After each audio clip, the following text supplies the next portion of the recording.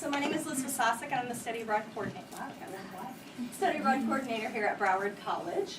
And so today we're going to be talking about our faculty. So I'll be talking a little bit about study abroad and some scholarships that are available to you, and then we'll have presentations from our faculty leaders. And then we'll have some general questions, and then you'll have the opportunity, if you have specific questions about the program, you'll have the opportunity to talk to faculty leaders afterwards. Okay? All right, so we have two different types of study abroad programs here at Broward College. The first type are our BC faculty-led programs, and that's what our focus is going to be today. So what these are these are programs which range from 1 to 2 to 3 to 4 weeks during the spring break and the summer term. And the destinations and the coursework varies by the year. So this year we have programs that are going to Brazil, China, Costa Rica, Canada, and Italy, which we're very excited about. Next year we may have a whole different set of study abroad programs. Okay? Second type of study abroad programs we have are our CCIS study abroad programs, College Consortium for International Studies. And these are what people kind of think of in terms of a traditional study abroad semester or longer term summer. So once you go to your faculty-led study abroad program in China and you come back and inevitably will say, where else can I go? I'll say, oh, you can go back to Shanghai for a semester and study there. Okay, so we have 28 different countries where students can study abroad with the CCIS programs. Okay, so the faculty-led programs, as I mentioned, you'll travel as a cohort altogether. In order to be eligible for these programs, for most programs you have to be at least 18 years old and have a 2.5 GPA. Though our China Study Abroad program is open to College Academy students who have parent permission and who have a 2.5 GPA. Okay, so you all pack up and you travel as a group, meaning you meet at the airport, you get on the plane, you go on your excursions, and you all come back together. So you do some class beforehand, you'll have class on site, and then you might come back and do a paper or a final project, depending on the course. Okay? So our CCIS programs, as I mentioned, they're a little bit different than our faculty-led programs. So with our CCIS programs, you're actually going to be living at a host institution there. Okay, so you'll be staying in dorms or apartments, or you'll be living with the host family, and you'll be taking those courses. And then we'll work together to figure out how those are going to transfer back to Broward College so you get credit towards your degree. Eligibility, again, with these programs is you have to be 18, at least 18, and have a 2.5 GPA. Though some of the programs do require that you have a 3.0 or a 2.75 or be in sophomore status or a certain major, for example. Okay? All right, so students always ask me, how am I going to pay for it? Well, our goal is to, have somebody else pay for it. So with regard to financial aid, so types of federal financial aid can be applied to study abroad programs. But you have to keep in mind with financial aid, every student case is different. So there's not a cookie cutter financial aid opportunity. So you obviously have to complete your FAFSA, and then I'll always send you to go talk to the experts in financial aid who can give you guidance on what types of aid would be eligible to be applied to your study abroad program and courses and things like that. Okay, so that's financial aid. All right, free money, also known as scholarships. So for our faculty-led programs, I'm going to focus on 3 scholarships with regard to those. So we have the scholarship for short-term study abroad, which is a partial scholarship for these faculty-led programs, which can award up to 1/3 of the program cost. Okay, so you have to have completed at least 12 credit hours at the time of application and have a 2.5 GPA. So you'll write a statement, you'll get some letters of recommendation, and you can get up to 1/3 of that program fee. Okay. Also, if you do a CCIS program in Spain, Germany, India, or Peru, you can get $1,000 for that as well.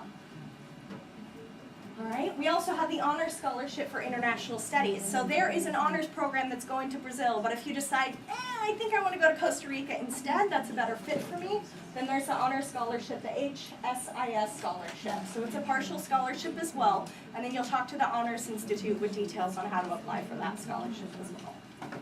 Okay. We have the Benjamin A. Gilman Scholarship. So this is really exciting. It's a scholarship that's available to U.S. citizens across the United States who are receiving Pell Grants. Okay?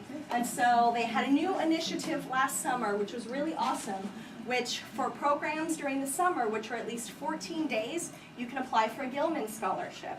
So we had an awesome young man who applied for one. He got a scholarship for his tuition, and then he applied for one, and he received a full scholarship, so it covered his full program fee to go to Costa Rica for 2 weeks. So it's a really, really awesome award, and they also are available during the fall, spring, and there's an early summer application as well. So during the semester, you can get up to $5,000. The summer award is around $2,500. Okay? So once you've gone to do your faculty-led program and you come back and of course will inevitably say, where else can I go? The William E. Green Scholarship is a really, really fantastic opportunity. This is a full scholarship for study abroad at one of our centers in Spain, Peru, or Ecuador for a semester program. And when I say full scholarship, I mean full scholarship. So after your financial aid kicks in, as it has to be applied first, we pay the rest of your tuition and fees, your housing, your meals, your health insurance, your airfare, your visa if it's needed. Okay, so you'll be responsible for paying for your soap and shampoo, your snacks, and whatever you do on your evenings and weekends. Okay? In order to be eligible for this scholarship, you have to have, at the time of application, have a 3.0 GPA and have completed ENC 1101 and at least 12 credit hours at Broward College. So it's an amazing opportunity. We give 1 or 2 during the fall and the spring term. Okay? Then there are endless scholarships that are available for study abroad. So you can apply for the CCIS scholarship, or if you go study abroad in Germany, you can do the European Study Center Global Ambassador Scholarship, or the Morgan Stanley Business Scholarship, okay? So free money is out there, okay? It takes a little work to apply for it, but guess what? We're gonna be working, you know, for a good bulk of our lives, so go on ahead and apply for these scholarships, and I'm here to help students who come in and say, okay, I wanna do this program. What free money is available to me? You can talk to me and I'll tell you, oh, apply for this scholarship, this scholarship, this scholarship. And then with a lot of the scholarships, anything that's outside of Broward, I can go over your essays with you to make sure that you have a strong application and to give you guidance because, hey, I like when you get free money to go do cool stuff, okay? So what I always tell students, because it's very easy to say, it's not gonna be me, it's not gonna be me, but somebody's getting it. So if you don't put your name in the pot, it's not gonna be you, okay? All right, so if you're interested in learning more, obviously we're going to have our faculty presentations, but you can visit our website, so you'll find information there, broward.edu/study abroad on all these programs. You can like our International Education Facebook page. Our faculty leaders will be available to talk to you. You can come meet with me and say, I don't know where to go, what to do, how to get the free money. We can sit down and we'll figure all of that out together. You can email me, you can call me. We're available to support you through this whole experience. We're not just going to toss you on a plane and say, good luck, hope it goes well, okay? So you have support from start to finish. All right, so now I will turn it over to our faculty leaders. We're going to tell you about the awesome experiences they have planned for this coming spring break and summer. Okay.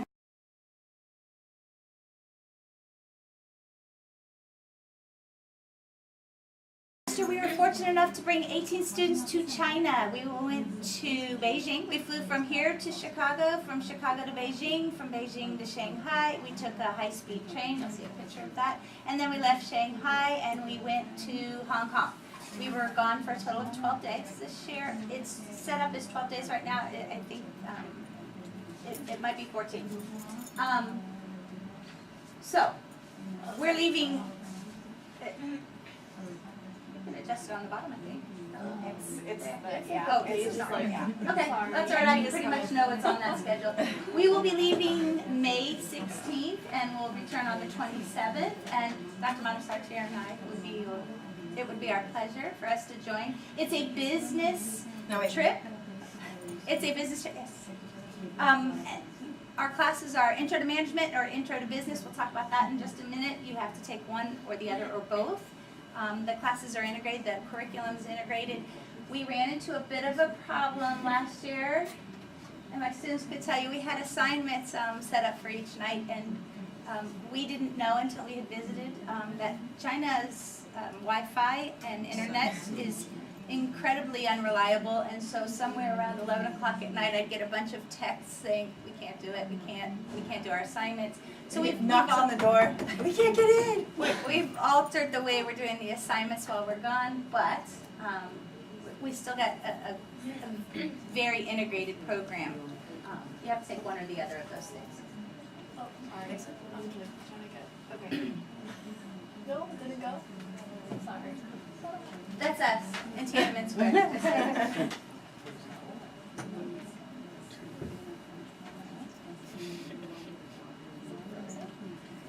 So the weather. I know you want to know what the weather's like while we're waiting. The weather's gorgeous in China during summer. He said if the one time to go to China is in the month of May.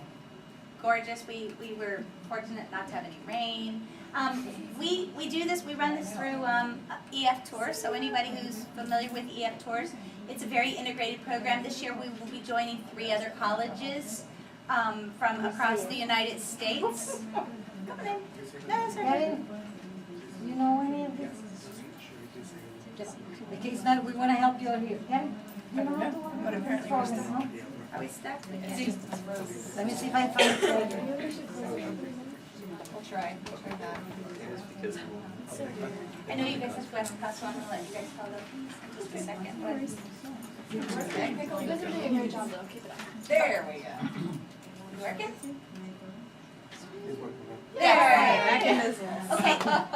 Share. We work with EF Tours, which is an international company who's very good at doing this. They've linked us with 3 other colleges, as I started to say. So our trip is truly just college students. From beginning to end, we have a tour guide with us 24/7 because we don't speak the language. We have the same tour guide for the first 2 stops, and then when we get to Hong Kong, he's not allowed to work in Hong Kong, and Hong Kong are not allowed to work, so we have to separate. We have a separate tour guide in Hong Kong. They're fabulous, and I've heard from a couple of people that they were a little fearful about us running around the country where they didn't speak English, but we had absolutely no problems. I want to introduce 2 students who went with us last year because I know they have to get back to class, and maybe they can tell you about their favorite part.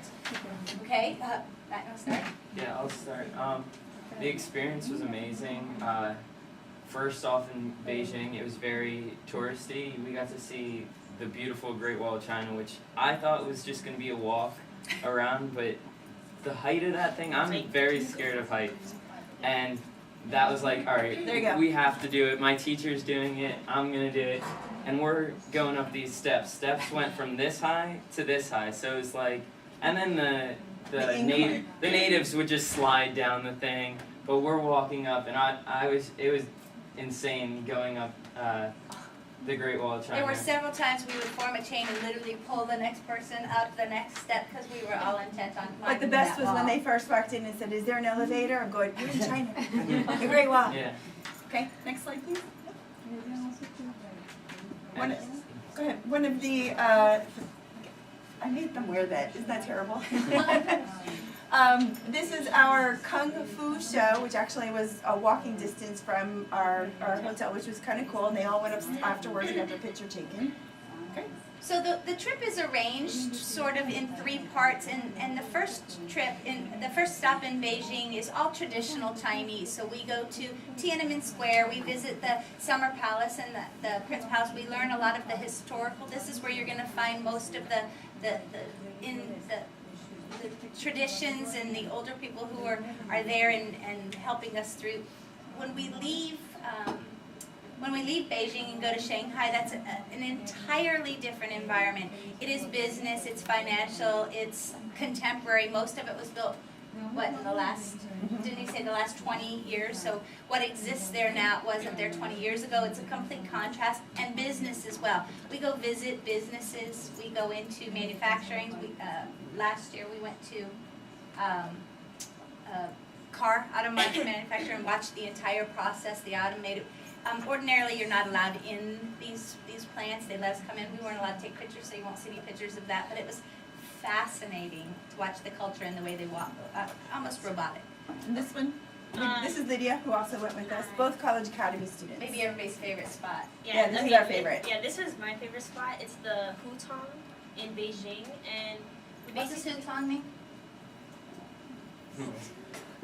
Yeah, those are I don't the know, little those- neighborhood towns. yeah. Yes. Go forward. so we just kind of one. took a rickshaw ride. Yeah, we took a rickshaw ride through the city, and they like pedaled for us. And but my favorite part was when we actually sat down in somebody's home and actually they cooked us dinner and made us food because that was like the best food the whole trip. The So food is not so great. yeah. It's not great. So we did this in a train. We had, I think it was 18 rickshaws driving 2 or 3 through the middle of the town. It's an incredible change from anything our students had ever seen before. They literally live in 400 square feet, families of 6 to 8 people. We went through them. They were all very welcoming, very receptive to Americans being there. It was lovely, and then they invited us. Yeah, one thing you do see in China though is the poor people living in this with all their family were actually the happiest people we saw.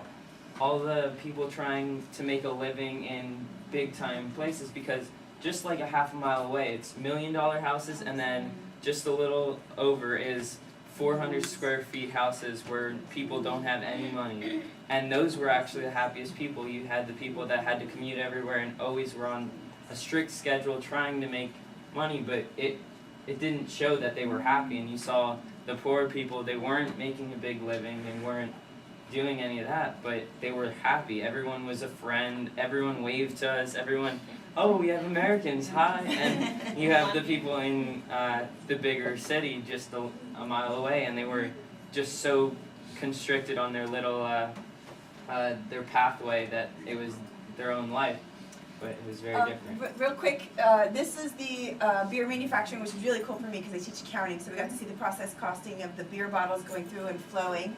This is the I don't want to talk about that, but you've seen it on Anthony Bourdain's, crazy eatery stuff. We'll talk about that another It time. was fantastic. All of our students got to try starfish and spiders and scorpions. And they thought snakes. dog, but it wasn't, but we're just saying. But then we took a high-speed train to Shanghai. We visited the World Financial Center, and you're going to see this picture in just a minute in the background. And if you notice, this is all glass over here, so you literally are walking on glass, 100-something stories in the air. Okay, next one. These are some of the things we did. We went to the silk factory. We were able to actually see it and the old manufacturing process, and I spent a lot of money there, just in case you want to know. The jade Buddha, which is the largest piece of jade in the world, and then it took a ferry boat and went up and around all the way for the City of Lights. Next one. Still in Shanghai, then we went to the car manufacturing. I just thought this was a really cool picture. It just gives you the idea of how beautiful the place is. It's like a cleaner New York City sort of thing. And we went to the acrobat show, and that was amazing because you've seen it on TV where they just keep going higher and they jump off and they go on top and go up. I was like, I don't think I could see that last person anymore. So there are parts of the trip that are very structured, where we meet in the morning and then we get on the buses and we go to these places and we go from one place to the next, and then there's some time when you have time on your own and you can meet with other students. You're not allowed to travel by yourself anywhere, but you have some time on your own. And then all of it is you're expected to keep a journal and to start doing comparison and contrast between businesses, not just how we do business here in the United States, but how the business changed from one culture to the next just within within China. And then we took a flight to Hong Kong, and I'm not sure everybody knew this, but Hong Kong is an island, and you think of an island, you think of a tropical breeze, and I can tell you that it wasn't. I bought a hat, and because my hair looked like Liz's, it went from this to that in like literally 2 seconds, the humidity. But Hong Kong was by far the most obviously Western. Her hair's beautiful, by the way. Mine didn't look like that, it's just the curls. And interesting that we went to, we had a tour guide pick us up at the airport. We drove in, and he, of course, just like Matthew said earlier, he says, you Americans walk in your 2,000 and 3,000 square foot house, and they're like, anybody home? And of course, you don't hear anything. He goes, we walk in, we have 500 square feet. There's mom, there's dad, there's brother, there's sister, there's cousin, there's aunts and uncles, and they all live in that same area. Hong Kong's such a small island, they have giant, giant buildings. We literally, when we flew in, they look like dominoes from up above. So we visited the night market, and that obviously only comes out at night. Next one. The Symphony of Lights, which was really cool, where all of the buildings, this is now in Hong Kong, so they all light up. They have their free day. Just some really cool pictures of Hong Kong. Taking the subway, I forget, we were going I think we to- did every kind of transportation possible except for bikes. We literally No, we were on bikes. Well, we weren't driving this We way. were on a bike, it counts. We did streetcars, we did metros, we did high-speed trains flying around, we did taxis, we did buses, we every did form of everything, transportation. trolley cars. Okay, next one. And then This is a free day. You Yeah. guys went to the beach one day. we went to the Stanley Market, these guys, which is near there in Repulse Bay, but I thought that was such a cute picture. And these guys went to, all these students went as a group to the largest Buddha in, I think, what it was called. Oh, it just escaped me. Never mind. It was cool though. Just a big We couldn't even see it though because it was so high up and it was in the clouds, literally on a cloudy day. Okay, next one. So once again, for the learning part of this, the summer study abroad, leadership, learning the difference between Chinese culture and U.S. culture, and then of course the global business models. And we do get to visit tons and tons of, or 3 or 4, I should say, businesses. I do want you to know there's work involved in this, so it's not all. We still have to Yes, get our because work you're in still there. going to take 2 of our classes, GEB 1011, which Dr. Chris teaches, and I teach the Intro to Management class. And there's a full integration of the differences and how, whether it's customer service or human resources or what have you, that it's fully integrated and they do a presentation when they come back. Program costs $4,300 from start to finish. What that includes in your program costs are your all the food that you care to eat. Breakfast, with Most all the of us- breakfast. Most of us were bringing little breakfast bars because the food we had to get used to. It's all family style. It's all completely immersed. There's no running around to regular American style food But we're places. working on that. We're Yeah, working we're on that with EF Tours. It includes all your transportation, all your entrance fees into all of these places, the museums, the traditional gardens, all of that stuff. It also includes that tour guide that we definitely need with us. It needs transportation. It includes everything but the stuff you're going to buy at the Pearl Market, which people spent a lot on, and some of us spent a lot too much money at The silk market. market. Okay. And of course, our scholarships came through very quickly for us. And Financially. is there any questions we can answer? Do you have to be business major to join? No, you have This is to, you class. have to take one or Okay. both of the classes, as long as it will qualify for one of your undergraduate electives, I see. then it will be a lower level elective for you. Thank you. Yeah, and we also got, I got a $1,300 scholarship, and I think, what did you get?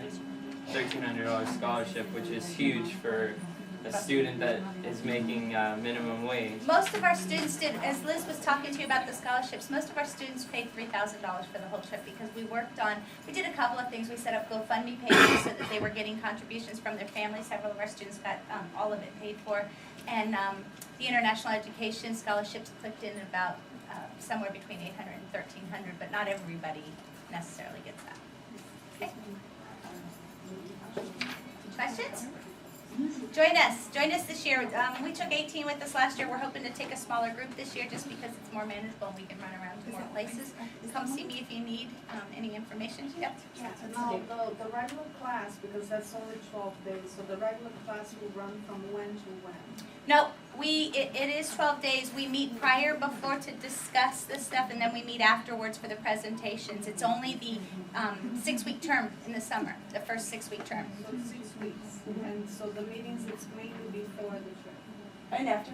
We have both. No, we have a presentation after and meetings before. Yeah, there was one 3-hour meeting, I think it was. We're going over all the material, and then during the trip we talked about things, and then at the end we had a 3-hour presentation with everybody. I think it was in front of the Dean of Business and everybody else.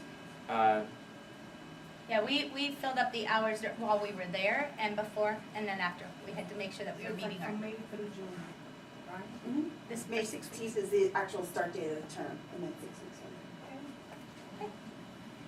Any other questions? Thank you. Hope to see you on the All of us have our contact information.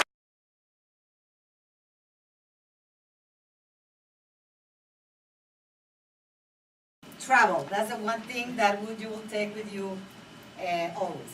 So one of the main difference, if you have to think about, am I gonna go this place or this place or this place, regarding Costa Rica, which is where I would love to take you, is definitely, it's about nature. And while with Professor Chris, you go to cosmopolitan places, which I love, and a lot of culture. When you go to Costa Rica, definitivamente, you better like bugs and animals and all kinds of plants, weird and everything, because that's exactly what you're going to be surrounded. I remember one of the first questions one of the students asked us on the first day, and she says, are there going to be bugs there? And Professor Ruiz and I were just looking at the students. You know, I think we talked about we're going to the rainforest and the cloud forest and the forest, so yes. So anyway, this is our group this year, I think about it as last year, but it was just a few months ago. And it was a very, very interesting trip. It was the first time that we did Costa Rica, and we all fell in love. I don't have any student with me because they all stay there. They love it so much that they all stay there. It's not true, but it could have been. And particularly the one in the middle that happens to be somebody that I know very well. And this group was very, very diverse. One thing that I'm gonna say that is different also with their trip, we don't take, in general, students from College Academy. Particularly because in Costa Rica, there are certain things that are legal, that are not legal here in the United States, and that will bring us into some issues. So we rather take 18 and over just because it's safer for everybody. So this year, I did last year with Professor Richard Lewis, and we did comparative government, and it was a great, great, great trip.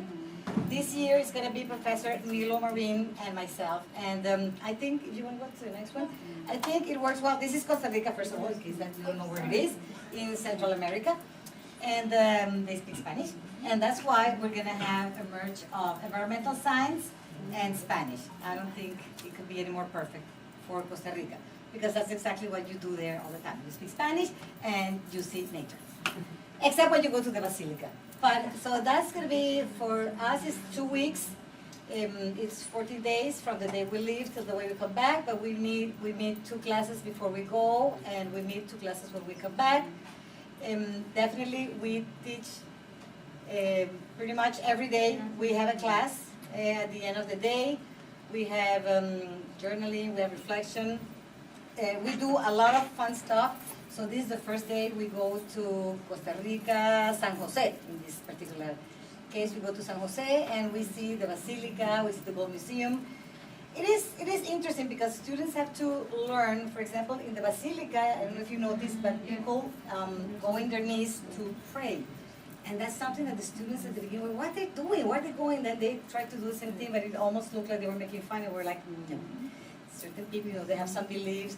So it is really, really good to first have a taste of the city, San Jose, and then you go into a little bit more wild stuff. So the next days we would go to a community that, this particular community, I have never been there.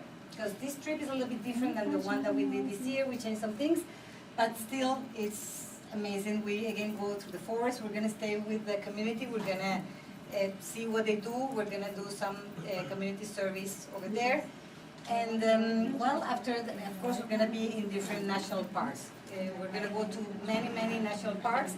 It is important that you bring very, very comfortable apparel, and that particularly you dress the way that it's convenient for another country. And that's something that we need to always stress, because the way that we dress, for example, here might not be what is appropriate over there. Okay, the next one.